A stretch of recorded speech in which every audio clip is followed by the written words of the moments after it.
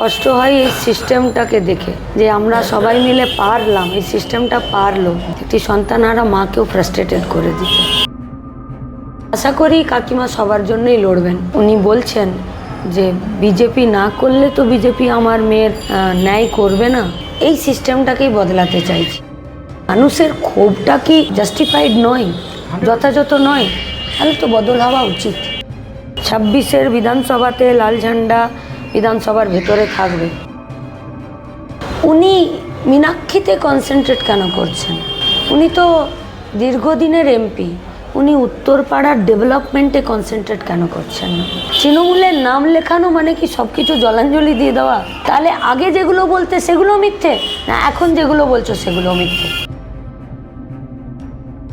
15টা বছর ধরে এখানে তৃণমূলের এমএলএ ছিল, তারপরেও উত্তরপাড়ার মানুষের, জনগণের, ভোটারদের, সাধারণ মানুষের এত ক্ষোভ।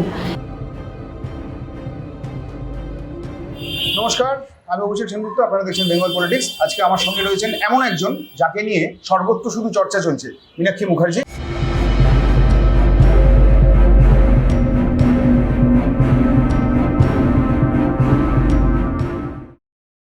মীনাক্ষী, সরাসরি তোমার কাছে একটা প্রশ্নে আসবো, সেটা হচ্ছে যে উত্তরপাড়া ঘিরে মানুষের প্রবল আগ্রহ রয়েছে, সারা বাংলা এই দিকে তাকিয়ে রয়েছে।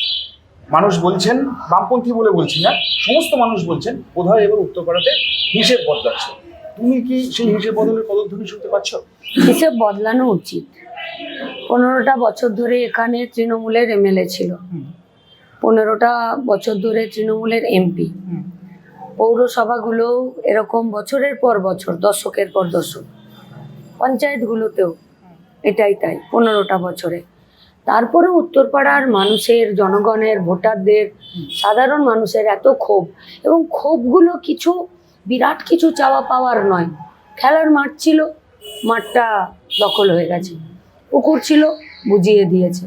রাস্তা চলাচলের জন্য সাবওয়ে ছিল, এই আজকে সন্ধ্যায় বৃষ্টি হয়েছে, পারাপার করা যাবে না। স্টেট জেনারেল হসপিটাল, যেটা রাজবাড়ি, আপনি ওপিডিতে যান, দেখবেন সামনে গার্বেজ সেন্টার।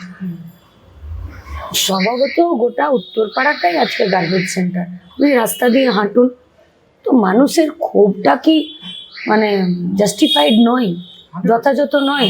তাহলে তো বদল হওয়া উচিত। এই যে তুমি ভোট শুরু হওয়ার অনেক আগে থেকে তুমি উত্তরপাড়াতে জনসংযোগের কাজে বিভিন্ন পার্টির কর্মসূচিতে তুমি রয়েছো। আজকে মাস 2 হয়ে গেল তুমি উত্তরপাড়ার সঙ্গে তোমার একটা নিবিড় যোগ তৈরি হয়েছে। এই যোগের মধ্যে দিয়ে কি এমন কোনো ঘটনা আছে যেটা খুব তোমাকে ভীষণভাবে ছুঁয়ে গিয়েছে, খুব ইমোশনাল কোনো ঘটনা? প্রচুর আছে, প্রচুর। ওই 23 সালের শেষ থেকে নিবিড় কাজ শুরু করেছিলাম। ইনসাফ যাত্রা ডিওয়াইফাই করতাম, ফলত নিবিড় কাজই করেছি, ইন্টেন্সিভ কাজই করেছি। একদম প্রত্যেককে রিচ করার, মানে সবার কাছে পৌঁছানোর চেষ্টা করেছি। যুব সংগঠন ডিওয়াইফাই আমাদেরকে ওইভাবেই কাজ শিখিয়েছে আমাদের নেতারা, সেই কাজই করেছি। ফলত এটাও শুধু উত্তরপাড়ায় করিনি, ইনসাফ যাত্রায় করেছি, বাংলা বাঁচাও যাত্রায় করেছি, ব্রিগেড সমাবেশের আগে করেছি, যে কোনো স্ট্রাইকে করি, মানুষের জন্য, চাকরির প্রার্থীদের লড়াই আন্দোলনে করি, আরজি করেও করেছি।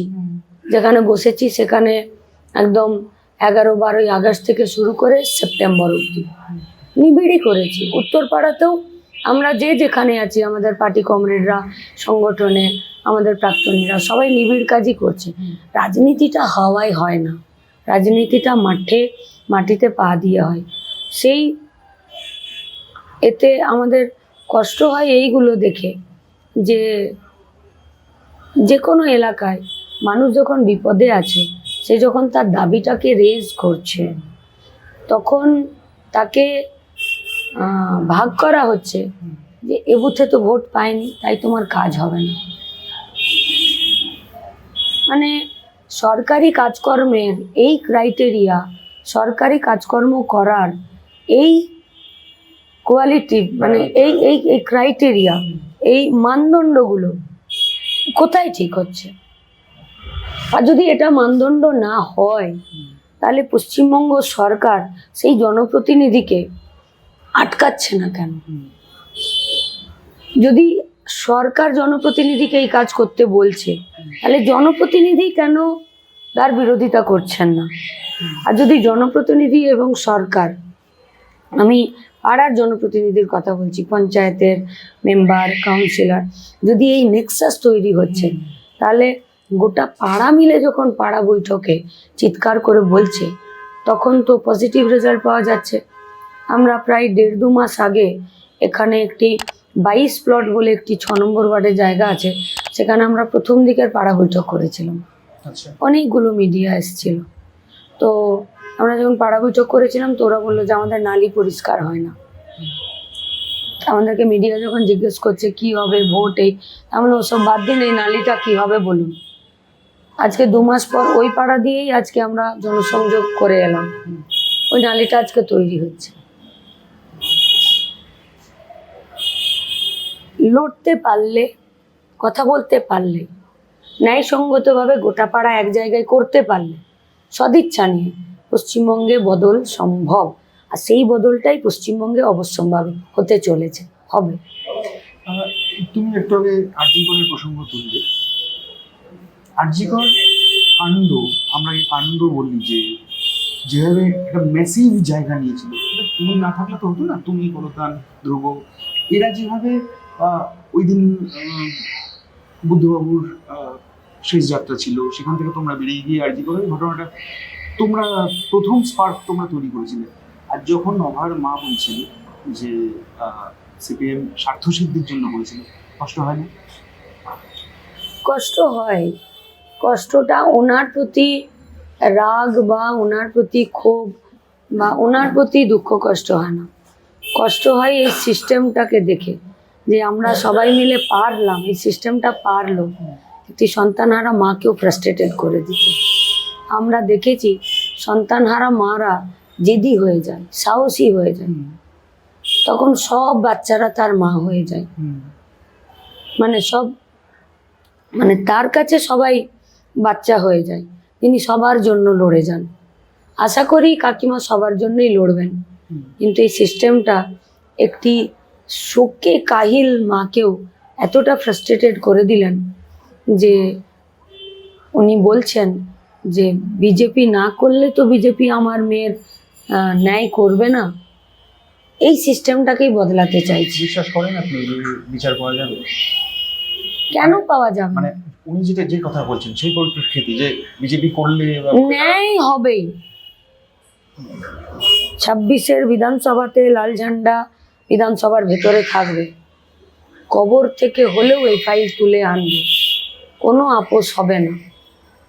সমস্ত দুর্নীতির মুখোশ খুলে দিয়ে যারা এই দুর্নীতির আঁতাতের সঙ্গে যুক্ত, তাদের সবাইকে কাঠগড়ায় দাঁড় করিয়ে কারা আমাদের ডাক্তার মেয়েটির করলো এবং কেন করলো, এই বড় আঁতাতে কারা যুক্ত আছে, সাজা পেতেই হবে। যদি আইন তখনও সাজা না দেয়, জনগণের দরবারে এদেরকে ফেলে দেবো যে জনগণ হচ্ছে আসল বিচারক, জনগণ হচ্ছে আসল আদালত। এ কাজ করব, ছাড়বো না। আচ্ছা, আপনি একটু অন্যরকম প্রশ্ন আসবে যে আপনার মধ্যে এত আগ্রাসন আসে কি করে? মানে এটা কিভাবে তৈরি হয়? আপনি মানে ধরুন আপনি একজন বিরল নেত্রী, যিনি সামনে দাঁড়িয়ে গেলে পুরো সমাজ উত্তেজিত হয়ে যায়, রোমাঞ্চিত হয়ে যায়, তারা রাস্তায় নেমে পড়ে। হ্যাঁ, এটা হ্যামিলের বাসিঙ্গলের মতন কাজ হয়। এই ব্যাপারটা আপনার মধ্যে আসে কি করে? মানে এটা কি ইনবর্ন? এইটা কোনো ব্যক্তি নয়। যারা যুক্তি দিয়ে ভাবতে পারে, যারা কোনো একটি জিনিসকে যুক্তির বিচারে সাজাতে পারে, দেখতে পারে, তারা এই কাজগুলো করে। আমি সের কথা বলিনি, আমি এক বচনের কথা বলিনি, আমি বলছি তারা এটা করতে পারে। এবং এইটা সবার মধ্যে আছে। কমিউনিস্ট আদর্শ, বামপন্থী ভাবধারা এই যুক্তিবোধকে তৈরি করে এবং এই যুক্তিবোধকে দিয়ে তারা লড়তে শেখায়। এবং এই যুক্তিবোধ আমাদের সবার মধ্যে আছে, সবার মধ্যে, এই সমাজের সবার মধ্যে। বামপন্থা সেটাকে সুরক্ষিত করে, আরও বেশি সেটাকে উর্বর করে এবং সেটাকে সামনে আনতে সাহায্য করে। আমরা হয়তো বামপন্থী পরিবারের, বামপন্থী ঘরানার, বামপন্থী পার্টি, কমিউনিস্ট পার্টির মেম্বারশিপ পেয়েছি বলে আমাদের এই চাষটা, আমাদের এই উর্বর করা, এই জমিটা একটু বেশি উর্বর হয়েছে। তাই হয়তো আমরা স্পষ্ট করে বলতে পারি, কিন্তু আমরা একদম আশাবাদী এবং আমরা খুবই আত্মবিশ্বাসী যে সবার মধ্যে এই যুক্তিবোধটা আছে। যখন কমিউনিস্ট আদর্শ বামপন্থী ঘরানা আমাদের মধ্যে এই জিনিসটা তৈরি করতে পেরেছে, বাকিটা আমাদের কাজ, আমরা সেই কাজটাই করছি। 2021-এ আপনি নন্দীগ্রাম থেকে দাঁড়িয়েছিলেন, আপনার এগেনস্টে এমন দুজন ছিল, তার আগে তাদের বিরুদ্ধে দাঁড়িয়েছিলেন এবং আপনি আপনার মতনই পারফর্ম করেছিলেন, যথেষ্ট ভালো রেজাল্ট ছিল।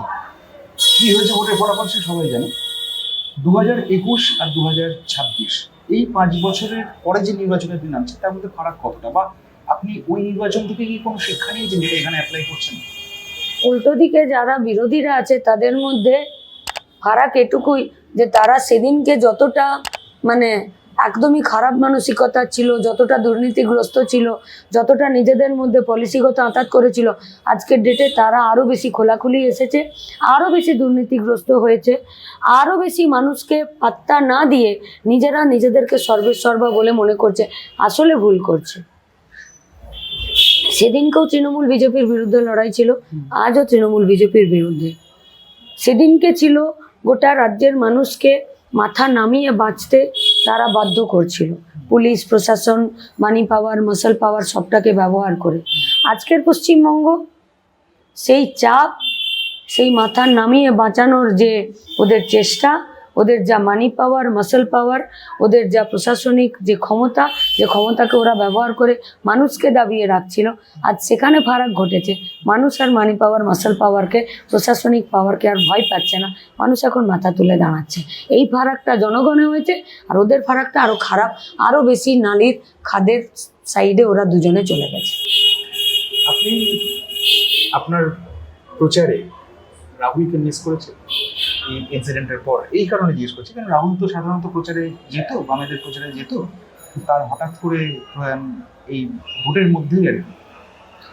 আমি ওনাকে তো খুব কাছ থেকে দেখিনি, প্রথমে টিভির পর্দায় দেখেছি এবং কলকাতাতে সেন্টার ওরিয়েন্টেশনে রাজনীতি করতে এসে ওনাকে আমি আমাদের ঘরানার মধ্যে দেখেছিলাম।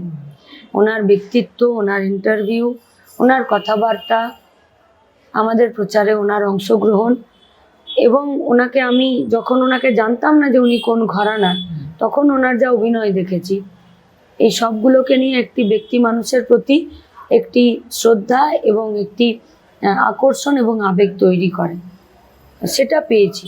তারপর ওনার ব্যক্তি জীবনের যা যা জিনিস দেখেছি এবং তারপরে কতটা স্টেডি ওনাকে থাকতে দেখেছি, এবং যেভাবে ওনার মৃত্যু সেইটা যখন দেখেছি, তখন দেখেছি যে এরকম অনেক শিল্পীরা আছে যারা এরকম করে প্রতিদিন হারিয়ে যাচ্ছে অ্যাক্সিডেন্টে।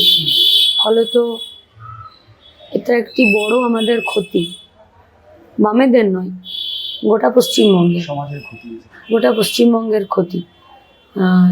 কিন্তু এই ক্ষতিটার কারণ খতিয়ে দেখার জন্য কারা কি করবেন জানি না, তবে শেষ বিচারে তো আজ তো আর আমরা এককোষী অ্যামিবা নই, আজকে আমরা পূর্ণাঙ্গ মানুষ এবং আমাদের মস্তিষ্কটা ভালো খারাপের মধ্যে বিচার বোধ করতে দেয়। কতটা মুখে কে কতটা বলছি সেটা পরের কথা, মস্তিষ্কটা সারাক্ষণ কাজ করে। আপনি আমি নিশ্চয়ই এখনই লাইট অফ হয়ে গেলে এই ইন্টারভিউটা আমরা কন্টিনিউ করব না, এটাই তো মস্তিষ্ক। এখানে যদি এখন একটা আগুন জ্বলে, আপনি আমি নিশ্চয়ই পিছনে সরিয়ে যাব। পাগলেও নিজের ভালো বুঝে, আমরা তো মানুষ। ভালো তো মানুষের মস্তিষ্ককে এবং মানুষের বিচারবোধকে একদম সম্মান এবং তার প্রতি যথেষ্ট আস্থা আছে, এবং সেই আস্থার উপরে দাঁড়িয়েই বলছি রাহুলরা আদর্শের জায়গায় বেঁচে থাকবে, এবং রাহুলদের মৃত্যুর জন্য যারা দায়ী তারা ঘৃণারই পাত্র হবেন। এবং যে সিস্টেমটা রাহুল যাদের জন্য মারা গেলেন বা যে সিস্টেমে মারা গেলেন, সেই সিস্টেমটাকে বদলানোর জন্য রাহুলের পক্ষে, এবং রাহুলকে যারা ভালোবাসতো বা রাহুলকে যারা চেনেনও না, তাদের ওই বুদ্ধি এবং তাদের ওই মস্তিষ্ক দিয়ে তারা কিন্তু যেটা ঠিক তার পক্ষেই দাঁড়াবেন, এই সম্পর্কে আমরা আত্মবিশ্বাসী। আপনি উত্তরপাড়ার সম্প্রতি একটি ঘটনা ঘটেছে যে কল্যাণ ব্যানার্জি আপনার উদ্দেশ্য বলে আপনি পরিযায়ী নেত্রী, নিজের জায়গা তো পাননি, সেই কারণে আপনি উত্তরপাড়ায় এসে দাঁড়িয়েছেন। উনি তো সিপিআইএম করেন না, আর কোনোদিন সিপিআইএম করতেও পারবেন না। ফলত সিপিআইএম কি আদর্শে, কাকে কোথায় ক্যান্ডিডেট করে, কি কাজ করতে চায়, কোন উদ্দেশ্যে, ওনার জানা বোঝার অনেক দূর। আমার কথা অন্য, উনি মীনাক্ষীতে কনসেন্ট্রেট কেন করছেন? উনি তো দীর্ঘদিনের এমপি, উনি উত্তরপাড়ার ডেভেলপমেন্টে কনসেন্ট্রেট কেন করছেন? ওনার তো প্রথমে এইটা বলা দরকার যে 15টা বছর, এই 5টা বছর বিদায়ী এমএলএ কাঞ্চনবাবু, উনি উত্তরপাড়ার জন্য একটাবারও গলার স্বর তুলতে পারলেন না। আমি তার জন্য উত্তরপাড়াবাসীর কাছে ক্ষমা চাইছি। তা তো ওনার বলা উচিত। আপনার মানে খুব পার্টিকুলার বা স্পেসিফিক ভাবলে আপনি কলতান এমন ছেলেপেলেদের বিরুদ্ধে তৃণমূল আপনাদের এক প্রাক্তন বন্ধুকে বলুন বা সহকর্মীকে বলুন, মানে বারবার প্রচারে পাঠাচ্ছে, প্রতিকূল আপনার এলাকাতে প্রচারে এসছে, এতে কি মানে প্রতিকূল কি ফ্যাক্টর কোনোভাবে, বা প্রতিকূলকে নিয়ে আপনার কি খারাপ লাগা এখনো থেকে গেছে? আমি তারপরে ইন্টারভিউ শুনেছিলাম যে আপনার একটা একসঙ্গে কাজ করেছি তো, ফলে ওই যে বললাম যে নিবিড় কাজ করি এবং সবার সঙ্গেই কোনো আনুষ্ঠানিকতা নয় এবং আন্তরিকভাবে মিশি। ফলত যখন একসাথে কাজ করেছি, ব্যারিকেডের এপাশে দাঁড়িয়ে একসঙ্গে লড়াই করেছি, সেসব দিনগুলো তো আর মিথ্যে হবে না। কিন্তু আমি আবারও বলছি যে যাকেই নামাক, এরা তো ইয়াঙ্গার। তৃণমূলের নাম লেখানো মানে কি সবকিছু জলাঞ্জলি দিয়ে দেওয়া? তাহলে আগে যেগুলো বলতে সেগুলো মিথ্যে, না এখন যেগুলো বলছো সেগুলো মিথ্যে? কোনটা? এবং পশ্চিমবঙ্গের ইস্যু কোথায়? উত্তরপাড়ার ইস্যু কোথায়? পানিহাটির ইস্যু কোথায়? ইয়াঙ্গারদের ইস্যু কোথায়? ব্যক্তি কোনো ফ্যাক্টর নয়, কোনো ফ্যাক্টর নয়। কে কাকে ব্যবহার করবে, সে কিভাবে ব্যবহার হতে চায় তার উপরে নির্ভর করে। আক্ষরিক অর্থে তাই। Thank you.